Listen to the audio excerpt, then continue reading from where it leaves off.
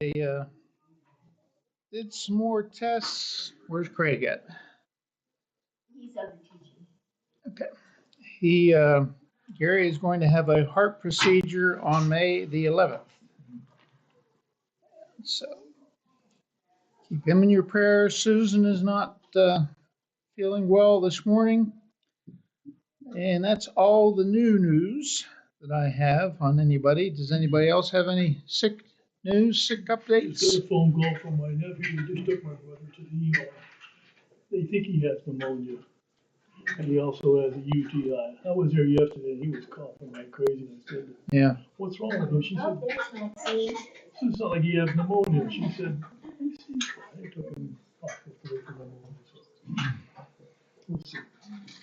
This is Jim, right? Okay.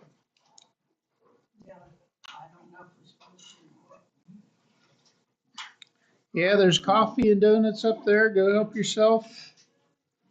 Get settled in. Any other sick updates? Did you mention Gary? Yes. No, he was there, but he's teaching. Do you know what the procedure is? What they're going to do? He just said they're going through it on. Is that Ian? Sit down so we can get. Sounds like it. I know, poor Jeff, he's been trying to start 5 times now. Okay. Jeff wants attention. As far as things going on, don't forget tonight is the game night at 5:30. And then we are going to have a Friends and Family Day on May 17th, and that'll be sandwiched between Mother's Day and Memorial Day weekends. And we will also use that day as our fellowship meal, May the 17th. And I will be making invitation cards to give to your friends. Better write that down.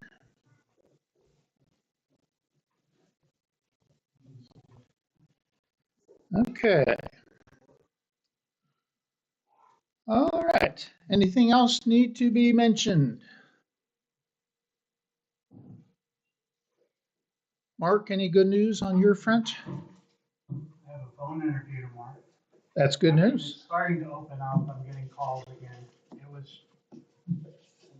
Recruiters are going, "I've never seen it this slow." And I'm like, "Yeah, I know." Okay, so we need It's to starting keep. to, and someone else emailed Friday saying they were interested, so. I don't know, it's funny, because I remember starting off there being a whole room full of people. Now it's like, well, we have 2 drafters, we only need 1. Right.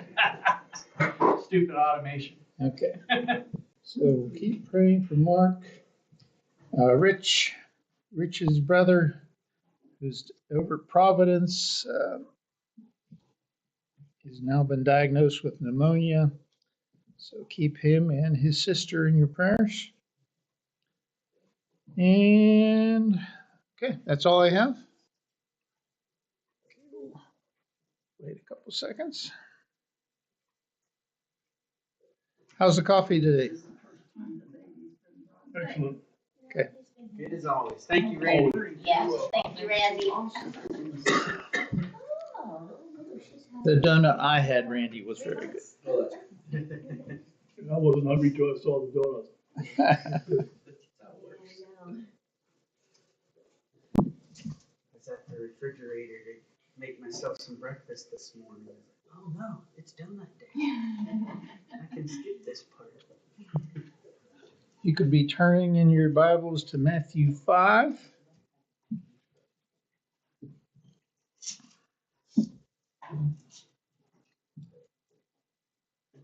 Continue our study of the Sermon on the Mount. But before we do, let's bow for a word of prayer, please.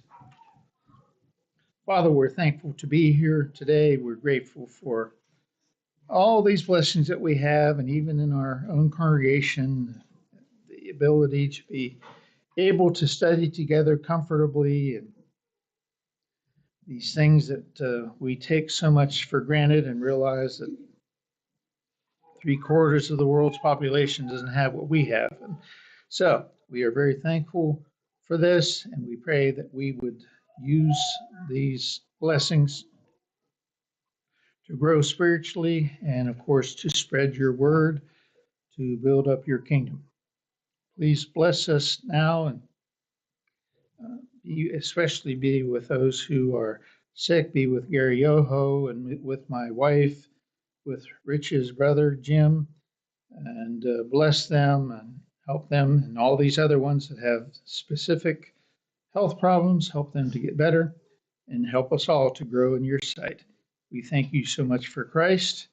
Help us to truly appreciate what he did for us and his example and his teachings in class today. We pray in his name. Amen. And just keep that family in Rochester. Yes, Lost her little boy. yes. You know their names? They never released the name. Oh, they didn't release the name? They did it, the guy that did it. They released his name. They found him. Yeah. Has anyone heard from the Gladmans? Nothing new. Yeah, last I heard, they put a bid in on a house and they asked for prayers that the bid be accepted. Oh, that's good. Because I heard they got back into their house, but I don't know what they were able to recover. Yeah, they're not sure if anything's savable yet, but I guess they looked at a house close by so that they can live in that house and work on the other house. Okay, we are in Matthew chapter 5. I don't have Facebook, so I don't know what's going on with anybody. Sermon on the Mount goes from Matthew 5 to Matthew 7. We finished the Beatitudes last week, and Matthew chapter 5, 13 through 16 is probably one of the most well-known passages in all of the Gospels. But, and we'll start with a well-known verse, verse 13. Jesus is, of course, speaking, and he says, "You are the salt of the earth, but if the salt loses its flavor, how shall it be seasoned? It is then good for nothing but to be thrown out and trampled underfoot by men." And even though it's well known, it's a little bit hard for me to say specifically what does Jesus have in mind.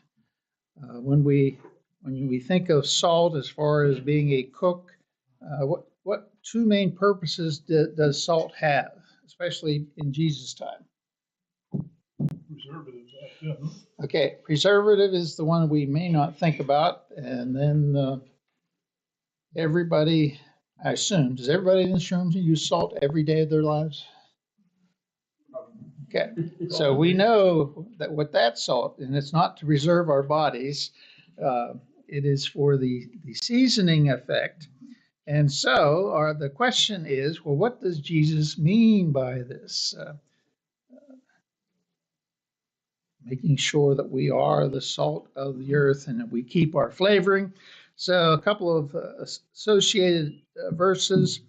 Colossians chapter 4 and verse 6, "Let your speech always be seasoned with grace," or always be with grace, seasoned with salt, "that you may know how you ought to answer each one." And then in Mark chapter 9, verses 49 and 50, Jesus says, "For everyone will be seasoned with fire, and every sacrifice will be seasoned with salt. Salt is good, but if the salt loses its flavor, how will you season it? Have salt in yourselves." And that's the key we're honing on. What's Jesus mean? Have salt in yourselves and have peace with one another. So does anybody want to offer their explanation of what it means for us to be salty? Not like sailors. What's it mean that we have salt in ourselves? Well, you start with the fact that salt is not, it's an enhancer. Okay. And I'm trying to think where I want to go with this after that. Now, I am too. Like the taste of the product, I may oversimplify this, but I tend to, even in today's world, we have other uses of salt. You know, we put it on our sidewalks or roads or whatever to in the wintertime. And but regardless of the application, whether it's on my food or on my sidewalk or used to preserve something, when salt's present, you know it. It makes a difference when it's there. If I'm eating something that is without salt, it's bland, I know that there's no salt there. And if I put salt in it, I know that it's there. If I'm driving on a road that has been salted, it's much different than it was 10 minutes ago. In all those applications, it's true. You know when salt is present because it makes a difference. And I think when I boil it down to myself and try to apply this to me today, Jesus telling me I'm the salt, you need to make a difference around you. You need to have a positive impact on those that you come in contact with, is kind of how I boil it down. Again, that could be an oversimplification. Also, salt is plentiful. You take this earth, 3/4 of it is water, and you take the Atlantic Pacific Ocean, that's all salt water. There's supposed to be a 20-foot vein of salt down underneath here between here and Lake Erie. That is, there's dramatically, there's so much salt here that we never be able to use it all. Okay. Anybody else? What's it mean for us to be salty? If you don't get enough salt in your diet, you can have low levels and it'll actually hurt you mentally and you can get brain damage from it. I know my mother-in-law, when she was alive, she was in the hospital a couple times because she wasn't eating properly. Her sodium level dropped and she got loopy. And sodium is a critical part of your diet and is really important in your system to have just for normal activity. So if you're the salt of the earth, if you don't have salt, you're not providing that to people. They're not functioning the way they could. Okay. And similarly, we had a woman at church in Virginia. She was up in her 80s, and she was going down that same road Mark was just talking about. She's just kind of getting a little loopy, out of her mind, and they discovered she was drinking lots of water, which her health instructors were urging her to do that, but she was drinking too much water, and she was washing all of the salt and other important nutrients out of her system. And so, now whether that helps us understand spiritual saltiness, I'm not sure, but when we're thinking about, well, what's Jesus have in mind? And Keith mentioned this. I wrote down on my paper here about accent. We buy a steak. What do we use the salt for? Well, it's to accentuate the flavor. So we're doing.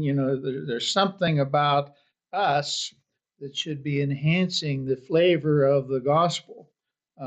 People who know us should. We have all known people like this. People from church, hopefully, but people that we would just say, they've got a little something there that is maybe encouraging or is inspiring me to improve on some aspect or whatever. And I would write that down under the category of saltiness. Okay? Anybody have any other? Just a silly thing. Years ago, I noticed the cattle at the farm were literally eating the limestone off the driveway. And I asked Paul, what are they doing? And he said, oh, they must be out of salt.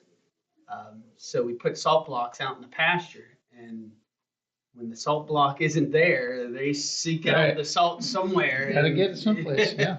So that's important all the time that we, and I don't know if I use this term too much, but I've hunted for a lot of words to use to describe how we should be as Christians, and the number one word I use is spiritual.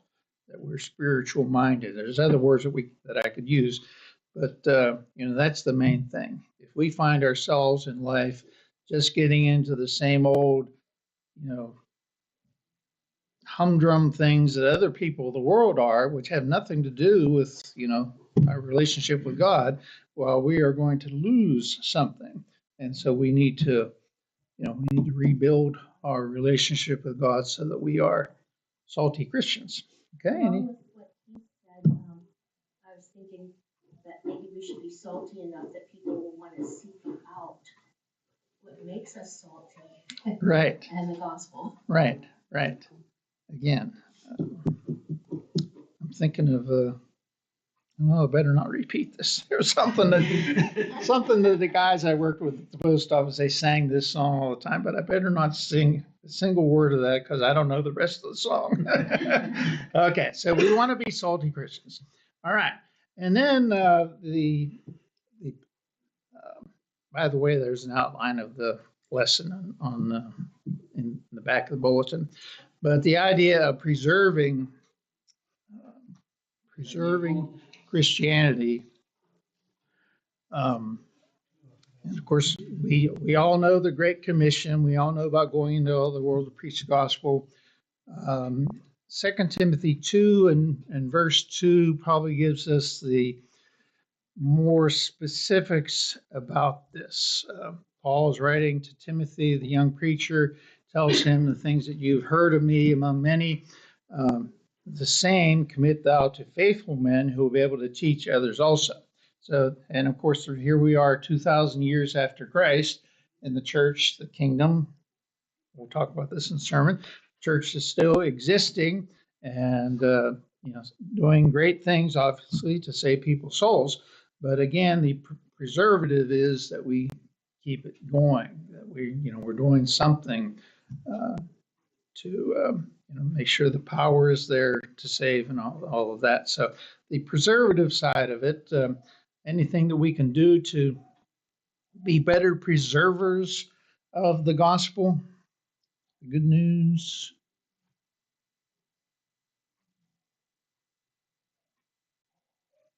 I think we got to know it ourselves. Okay. We're going to be able to pass it down to the next generation to preserve it.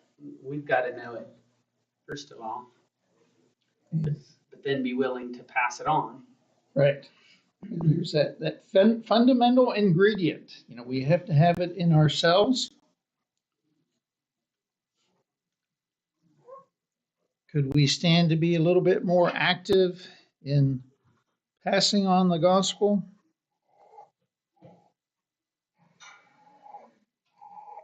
Do you think?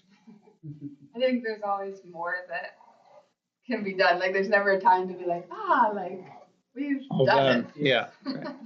Yeah.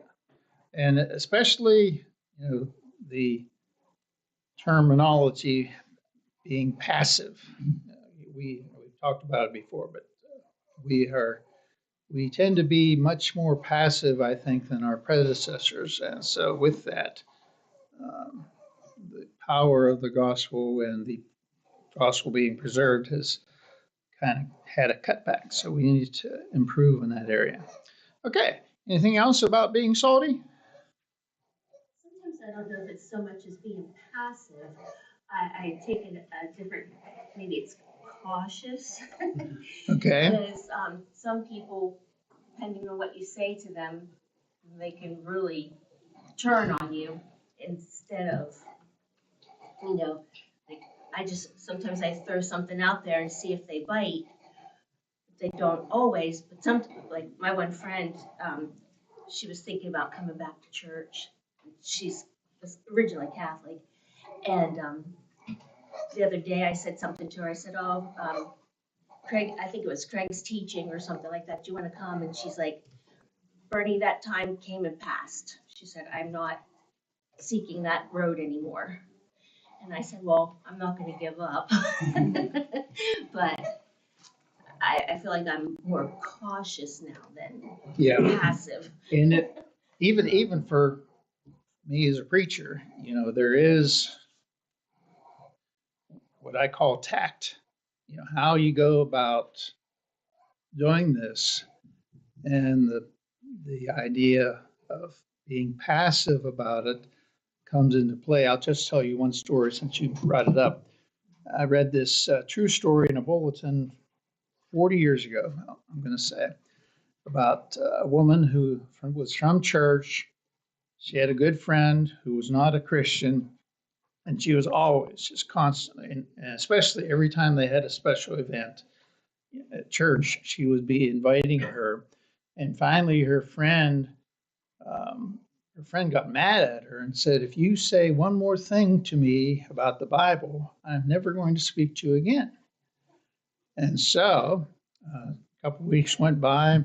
They're having another event at church. What do you think the poor lady from church did? She invited her. And she said, "I know what you told me. You would never speak to me again." But she said, "I love you too much to see you lose your soul. And so I just feel like I have to do something." And who do you think came to the special event and was baptized? Yes, it was that woman. And so, there's always events like that, people being brave enough. And as far as preachers go, we've got two preachers, and one is kind of modeled after the other.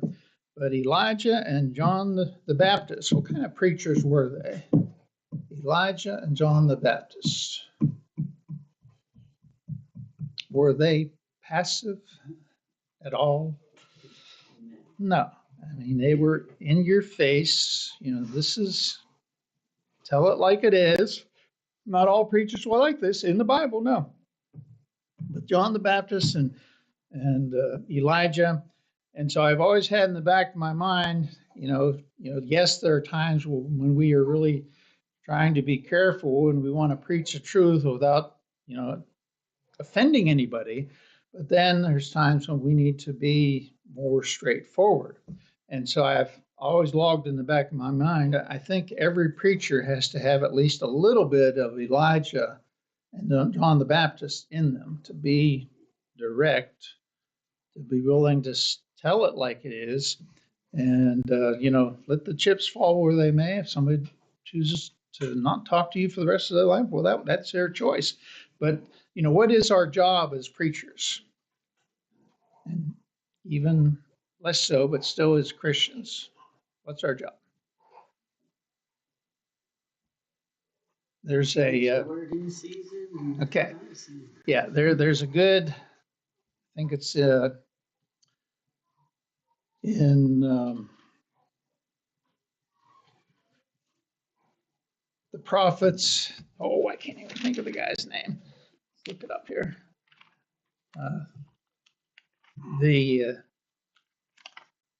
The prophet is told, has many direct conversations with God, which I always found pretty neat.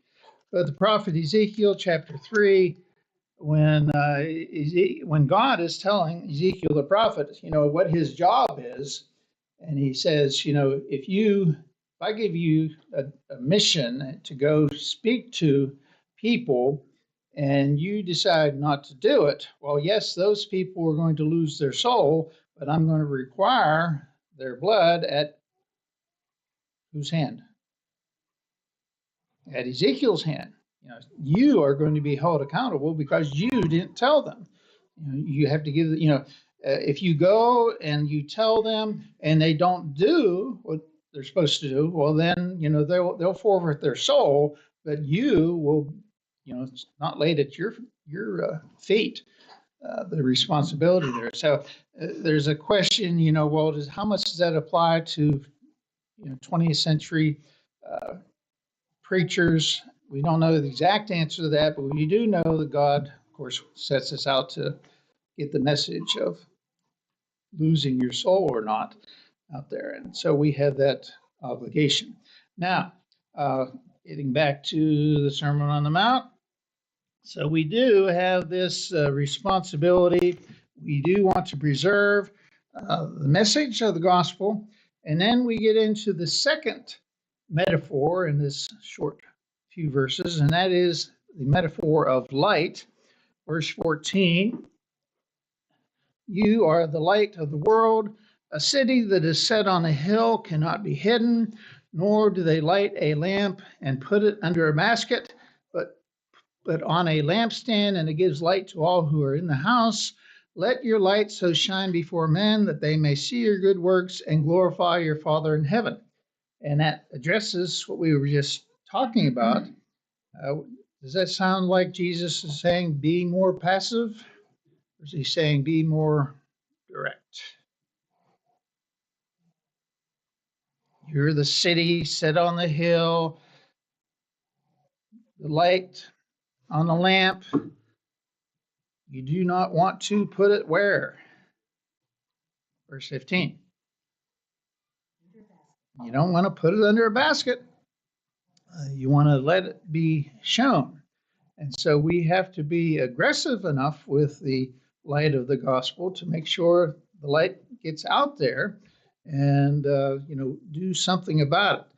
Now, the question is, how do we go about doing that? How do we go about doing that? It looks different for everybody as far as like where your life has you. It will look different. We talk about this in the business meeting all the time. What's the best way for us to grow? What can we do? Is there something that we're missing, that we're not doing that would really help us to grow? And so I'll just throw that question out to all of you. What can we do to improve in this aspect of letting our light shine as a congregation, as individual Christians? We want the message of Jesus saving grace to go out there. I think I've had to evaluate. I feel like for most of my life I've tried to be a light, but I look back and I see that I have misused. I've been the wrong type of light on occasions. There's times that I've been more about, I don't know, I'd be like a lightning bug, where my light is about lighting myself up. I want people to look at me and think, oh, he's such a good guy. And it's not about, unfortunately, it was not primarily about reflecting Jesus' light. Like I said, it was about, I want people to think I'm a good guy. So my light was misplaced. I'm not shining Christ's light. I'm too often shining my own light. Where there's times I'm like Finn yesterday, Heather and Shannon's house had a flashlight. And it was a bright flashlight. And a few times that flashlight was blinding me in the face, right?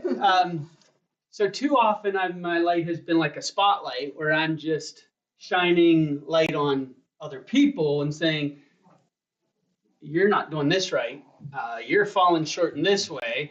And my light is on everybody else. And I think we're called to be Christ's light here. And I just need to be, but I guess like the moon. The moon doesn't shine its own light. It's simply reflecting the light of the sun, right? So I've recently been trying to remind myself I need to be more like the moon and just sit there and let Christ's light reflect off me in whatever ways that it can, and people will see that. But we do need to get more active about it. We talked last week at our men's breakfast. Just look around this room.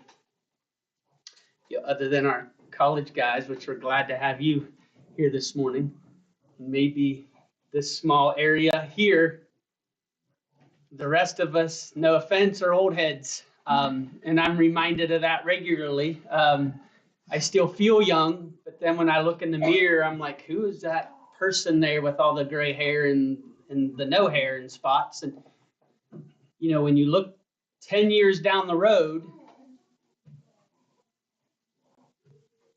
some of us, unfortunately, in this room won't be sitting here. Some of us may be too old to be actively doing much, And if we're not right now actively shining God's light, sharing the message, you know, what's left? We can't just sit back and assume that, well, there'll be a new wave of the next generation that comes in. We can pray for that, but it's not just automatically going to happen. So anyhow, sorry, Jeff, I'm stealing the No the pulpit problem. here. This But, is a Bible class. Okay, anybody? As we leave here every day and every day we go out in our lives, people should know, just from the way we talk and react, that we're God's children. But there are a lot of people out there looking for a church that makes me feel good. And you can't reach those people. We don't have a feel-good church here. We talk the truth in the Bible. I had relatives that are looking for the feel-good, and that's the way they went, and they do nothing now. They don't return. It's a tough world out there. And we have that big gap. We got the old over here, we got the younger over there, and there's nothing in between. All those Thanks years, for nothing including happened. me on the younger side. I didn't really, but I got back to it. A lot of them are seeking the entertainment value, it's more like a production than it is Exactly. a worship service. And that's more, that feels more spiritual and everything else to the younger generation, I think, because they're being motivated by emotion more than the actual word. I mean, there's bits of the word thrown in there, and I'm not saying that it's completely devoid of that, but it's more about all the extras, like the playground for the little kids while the grown-ups go in, to the worship service, which is mostly,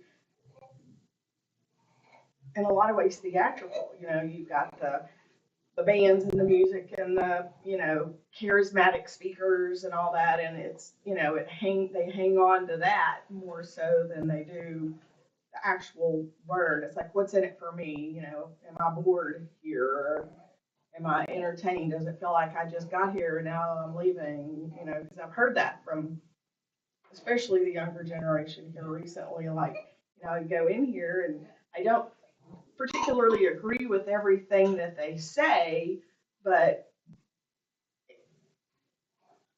it's almost like the entertainment value, like the music, for example. Music is a very emotional tool, and when you use music and the volume and everything to make your points and make it, the emotional trigger is more there than the actual spiritual trigger. And that's kind of what we're fighting with our kids even, like they have all these things that are so much more lively and this and that and the other, but they're missing the point of their actual soul and the salvation issue and that sort of thing. It's like you get to check the box that you went to church, I'm a better person and I'm trying to be a better person because I don't want to go to hell, but I want to go to the place that's more fun. That tickles It's the senses in another way than actually getting to the heart of why they're there.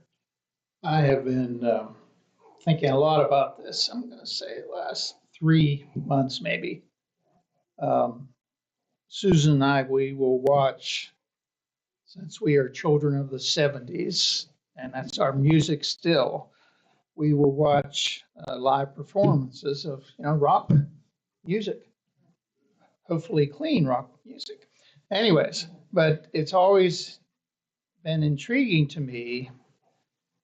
They will broadcast a rock concert that may last 2 hours, and there's people there, not just kids, but there will be people there standing for 2 hours, and and even crying when it was over.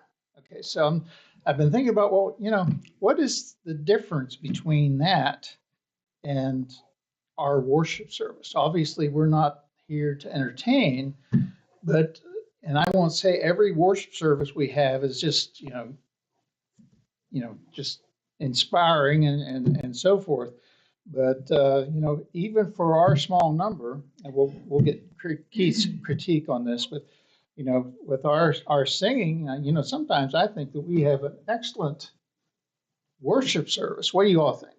I think that we have, good singing, and that's really, good singing. Yes, the song leader has something to do with that, but for the most part, it's all of us.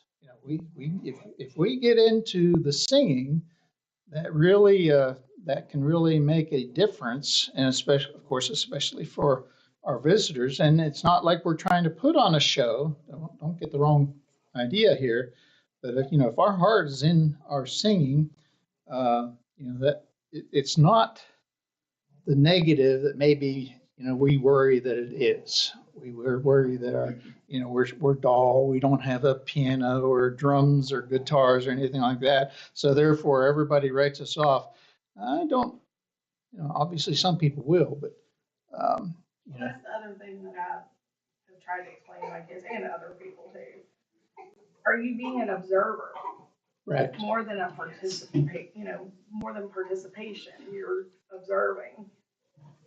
And I think I kind of got my point across and they understood it. Yeah, that I understand that, because when you can't even hear your own self sing, you know what I mean? It's like the worship service feels more like you're there as an observer rather than a participant, Right. and you're there for We're here to judge. And I think Kara hits the nail on the head there. I had a conversation with current members of our group this past week, feeling a little discouraged for whatever, and talking things through. At first, it was kind of like, well, the church here, the word was strict. The church here is strict, and then no, that's not the right word. The church here is, and what it ended up coming out is the church is old-fashioned. It's like, well, we are older. And I'm not at all proposing that we try to pretend that we're something that we're not. But I think it comes back to what Kara just said. The person that I was talking to needs to be actively involved in the worship. But I think if we all examine ourselves and make sure that we truly are also, that I'm not just going through the motions, whether I'm leading part of worship or just sitting in the pew and being part of it. If I am actively participating in the worship, and so is Aaron, and so is Caitlin and Randy, if we're all active participants, I think people will sense that this is something meaningful to us and will be meaningful to them. And I agree with Jeff. For being a small group, there's many times that, especially when you're up front leading the singing and your voices are coming toward me, it's like, oh, wow, these guys are really into it. This is encouraging for me. So I'm not chastising us in any way. I think for the most part we do that, but it is just a reminder. What we do here, we're not just checking a box. We're not just going through the motions. This should be something meaningful to us each and every Sunday, and that should be obvious to people that are in that audience. I also think we need to make sure that yeah, they're coming and participating, but they're also coming away with something during their participation. That we're covering the subjects of the day and of the past and applications to how we can, I think there needs to be a takeaway in their participation too. So I know there are a lot of times that certain songs that are sung upstairs, I'll sing those songs all day, maybe all week. And then what's really cool is hearing my grandkids playing and they're singing one of the songs. So they're getting something. Yes.